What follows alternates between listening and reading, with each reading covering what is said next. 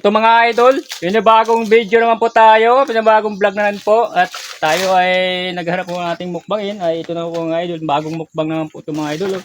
Kung tawagin po dito sa atin mga idol yung dahon ng binunga, ayan po mga idol yung ating mukbangin ngayon mga idol. Ayan kung napapansin nyo po yan. Yan, yan po ang aming mukbangin mga idol. Ayan. Ito mga idol, panoorin nyo po kung paano po ang gawin namin dito. Kung ano pong proseso sa aming pagmukbang. Ayan na po si Idol Bibong, yung ating pong pinakamamahal po sa buong mundo na si Idol Bibong mga idol.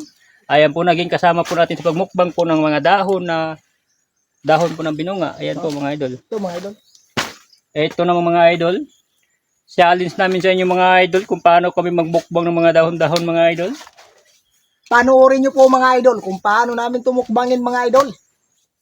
Itong dahon ng minunga mga idol. Ito na. Ayan na mga idol. Umpisahan na po natin. Daming guyang sa baba. Ayun na mga idol. Kaya tayo sa puno. Ito. Napakaraming guya mga idol. Ito naman mga idol. Palaputin natin mga idol. Ito. Masarap to mga idol.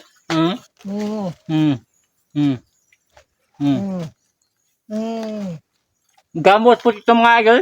Kung napapansin nyo po mga idol, itong kinakain ho namin dahon po ng binunga, ito po talaga ay gamot po ng mga sugat-sugat mga idol. Kung may sugat po kayo mga idol, pwede po itong panggamot mga idol sa sugat. Lapot ng mga idol.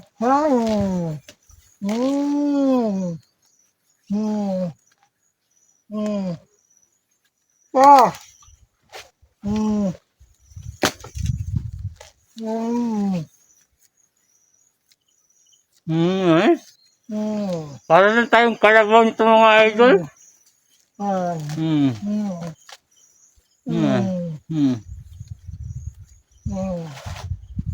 Medyo mapakaya yung mga idol. Pero hindi po sa kakalason. Hindi po. Mapakla ang lasa niya mga idol. Pero talaga masarap mga idol yung lasa kahit mapakla.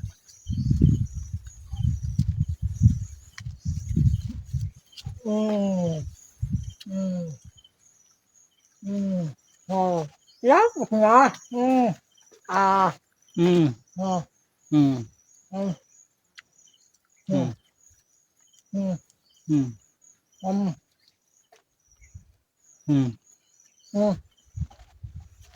Yung ating mic mga idol, pwede nating hawakan para malaglag.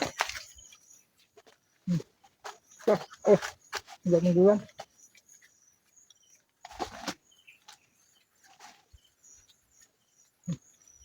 Hop. Huwag mo tayo, mga idol. Masarap mga idol, kahit mapakla ang lasa.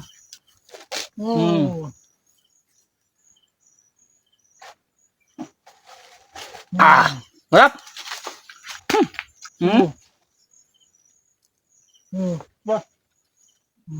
Ito na mga idol.